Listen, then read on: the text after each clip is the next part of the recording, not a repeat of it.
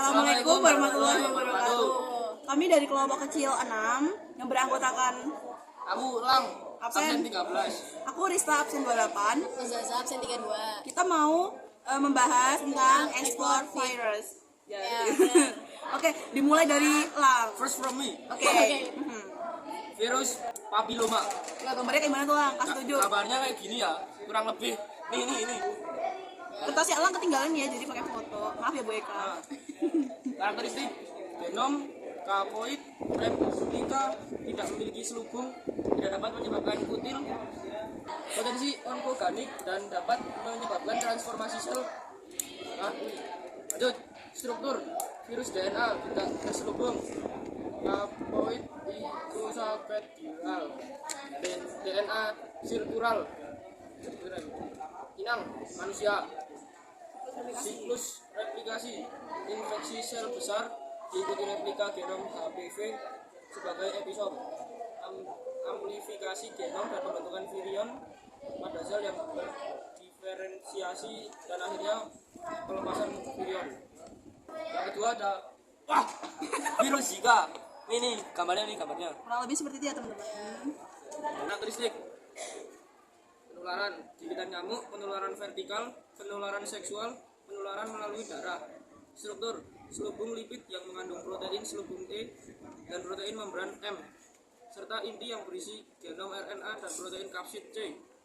Siklus replikasi virus ke dalam sel inang diikuti dengan replika jarum, perakitan partikel virus baru, dan akhirnya pelepasan virus untuk menginfeksi sel lain. Expert discussion: mengapa virus Zika sangat mengkhawatirkan bagi wanita hamil? Karena dapat menyebabkan berbagai masalah serius pada janin, termasuk cacat seperti mikrosefali serta masalah perkembangan lainnya yang dapat bertahan hingga bayi dewasa. Terus measuring virus, beberapa perkiraan diameter virus Zika. Virus Zika sekitaran 40 sampai 50 nanometer. B. Berapa perkiraan diameter virus papiloma? Virus papiloma sekitaran 52 sampai 55 nanometer. Gambar B menunjukkan struktur kapsid virus Zika dengan protein E dan M sebagaimana maupun fungsinya. Virus Zika bisa disebarkan dari gigitan nyamuk atau infeksi seksual wanita yang menyebabkan hal yang sama, yaitu demam berdarah dan kinerja protein E pada permukaan virion untuk membentuk pola gathering bone periodik pada permukaan virion. Susunan ini penting untuk fungsi protein E dalam proses infeksi virus seperti pengikatan sel inang dan fungsi membran dan herikon matan bisa melindungi atau menjaga permukaan virion. Terus lanjut, artikel patogenesis ini. Oke.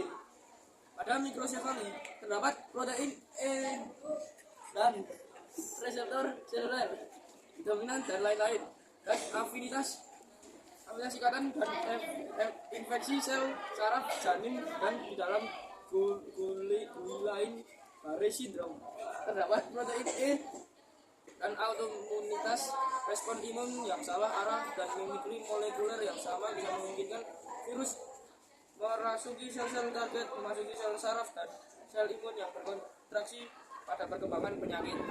Nah, itu dari Elang ya. Oke, jadi tadi penjelasan dari Elang, tapi Elang karena ada keperluan, jadi dia duluan ya guys. Jadi yang diskusi tinggal kita berdua.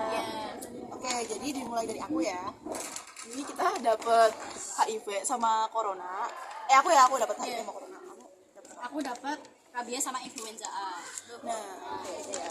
Jadi HIV itu karakteristiknya adalah bagian dari keluarga Retroviridae. Partikel terselubungnya itu 120 nm dengan kapsin berbentuk kerucut. Terus genom linearnya itu plus ssRNA berukuran 9700 dp.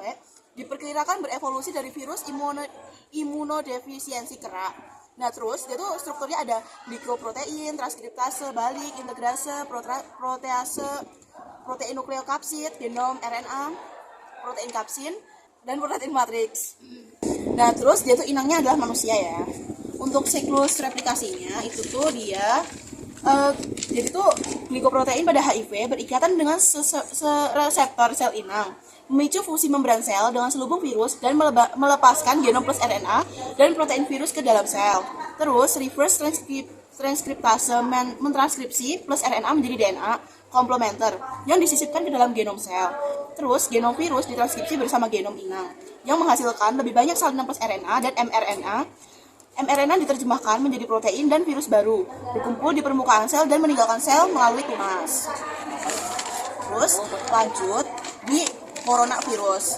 Coronavirus itu karakteristiknya itu termasuk dalam famili Coronaviridae, terus ukurannya sekitar 100 nm, punya selubung dan kapsid helix. Genomnya berupa RNA plus sepanjang 3000 bp. Bisa menginfeksi manusia, burung, dan mamalia lain. Strukturnya itu ada genom RNA, nukleoprotein, selubung lipid, protein selubung, protein membran, dan glikoprotein. Terus siklus replikasi dia itu adalah yang pertama dia masuk ke tubuh inang, terus yang kedua menempel dan masuk ke dalam sel. Yang ketiga, RNA virus digunakan sel inang. Nah, yang keempat, virus baru dirakit dan 5 keluar dari sel dan menyebar. Nah, untuk expert discussion, HIV menginfeksi sel-sel dalam sistem kekebalan tubuh. Mengapa hal ini merugikan bagi orang yang terinfeksi? Nah, itu karena membuat tubuh tidak punya pertahanan terhadap penyakit. Yang pertama, sistem kekebalan jadi lemah. Yang kedua, mudah terjangkit penyakit. Dan yang ketiga, bisa berkembang menjadi AIDS. Nah, untuk measles virus ini, yang A itu berapa perkiraan diameter virus HIV. Nah, itu perkiraannya sekitar 120 mm, dan untuk yang corona itu 100 nm.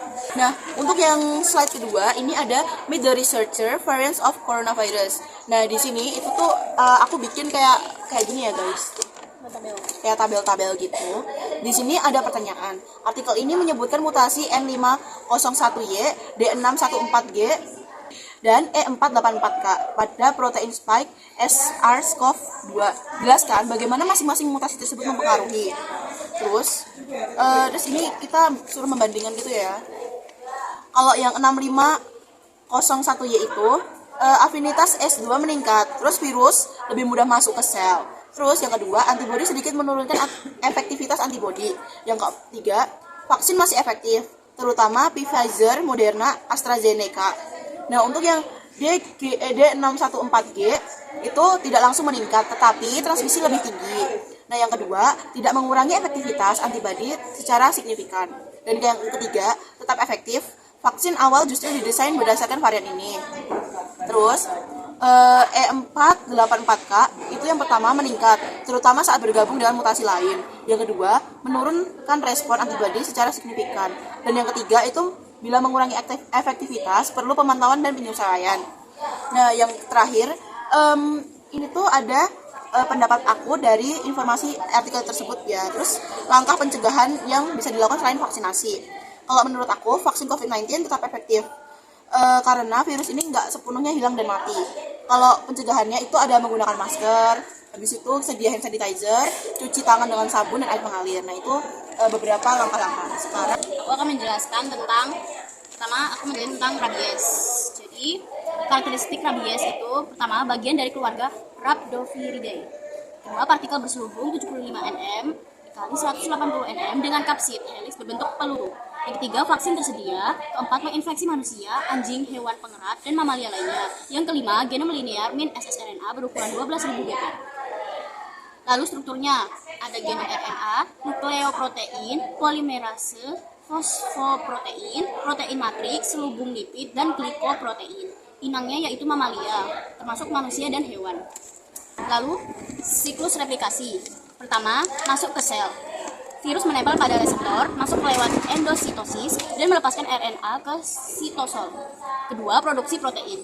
RNA ditranskripsi dan diterjemahkan menjadi protein virus di ribosom, IR, dan Golgi. Ketiga, replikasi genom. RNA negatif dibuat salinan RNA positif untuk menyalin kembali genom RNA negatif. Keempat, perakitan dan pelepasan. Virus baru dirakit dan keluar dari sel lewat tunas, membawa selubung dari membran sel. Lalu yang kedua ada influenza A, gambarnya kayak gini. Yang pertama karakteristiknya. Nomor 1, bagian dari keluarga Orthomyxoviridae. Kedua, partikel berselubung 100 nm dengan kapsid berbentuk bulat atau lonjong. Ketiga, menginfeksi burung dan mamalia termasuk manusia dan babi. Keempat, vaksin diproduksi untuk subtipe musiman baru setiap tahun. Kelima, genom min ssRNA tersegmentasi 13.500 bp terdiri dari 8 segmen. Lalu strukturnya, glikoprotein, hemaglutinin, glikoprotein, neuraminidase, saluran ion, kompleks, polimerase, protein nukleokapsid, protein ekspor nuklir, genom RNA, dan protein matriks, serta selubung lipid. Siklus replikasinya pertama masuk ke sel. Virus menempel pada sel, masuk lewat endositosis, lalu melepaskan RNA ke sitosol. Kedua, replikasi genom. RNA min masuk ke nukleus transkripsi RNA plus, digunakan untuk menyalin kembali RNA genomik min. Yang ketiga, produksi protein. RNA dibuat jadi mRNA, lalu diterjemahkan jadi protein. Glikoprotein diproses di Golgi. Dan yang keempat, perakitan dan pelepasan. Virus baru dirakit dan keluar dari sel dengan selubung dari membran sel. Kita ke expert discussion. Jadi, orang sering mengira bahwa rabies berasal dari anjing. Pemahaman ini tidak salah, namun kurang lengkap. Mengapa? Jadi, karena rabies tidak hanya berasal dari anjing, namun ditularkan oleh beberapa jenis hewan seperti kucing, kelelawar, dan lainnya. Rabies adalah penyakit yang disebabkan oleh virus yang menyerang sistem saraf mamalia, termasuk manusia. Lalu, measuring viruses. Pertanyaannya, berapa panjang tinggi influenza A menurut perkiraan? Panjang atau tinggi influenza A kira-kira 100 nm. Serta berapa perkiraan diameter virus rabies? Perkiraan diameter virus rabies adalah sekitar 75 nm. Lalu selanjutnya, meet the researcher comparing influenza virus. Jadi pertanyaannya, bandingkan karakteristik utama virus influenza A dan B, termasuk perbedaan dalam protein permukaan seperti HA, NA, dan protein ion channel, kemampuan menyebabkan pandemi versus epidemi musiman, serta implikasinya terhadap strategi pengembangan vaksin. Jawabannya, influenza A. Terdapat 18 subtipe HA, 11 subtipe NA, dan protein ion M2. Dapat menyebabkan munculnya epidemi influenza baru dan pandemi seluruh dunia. Mengembangkan vaksin meningkatkan pelindungan jangka panjang terhadap berbagai strain virus, menghasilkan vaksin yang lebih efektif, dan mendorong pengembangan vaksin universal. Lalu, influenza B terdapat dua jenis, yaitu M. Yamagata dan B. Victoria. Protein ion NB dan BM2 hanya dapat menyebabkan epidemi flu musiman. Influenza B bermutasi lambat dan tidak menyebabkan pandemi, tapi memiliki dua garis keturunan sehingga dibutuhkan vaksin quadrivalent dan juga mengembangkan vaksin yang universal. Lalu pertanyaan kedua, mengapa influenza A dan dianggap lebih berbahaya daripada influenza B? Jawabannya, influenza A lebih berbahaya karena memungkinkan terbentuknya varian baru total yang tidak dikenali sistem imun manusia sehingga bisa menyebabkan terjadinya pandemi. Selain itu, virus A bisa berpindah antar spesies, memperbesar peluang mutasi. Subtipenya pun lebih banyak.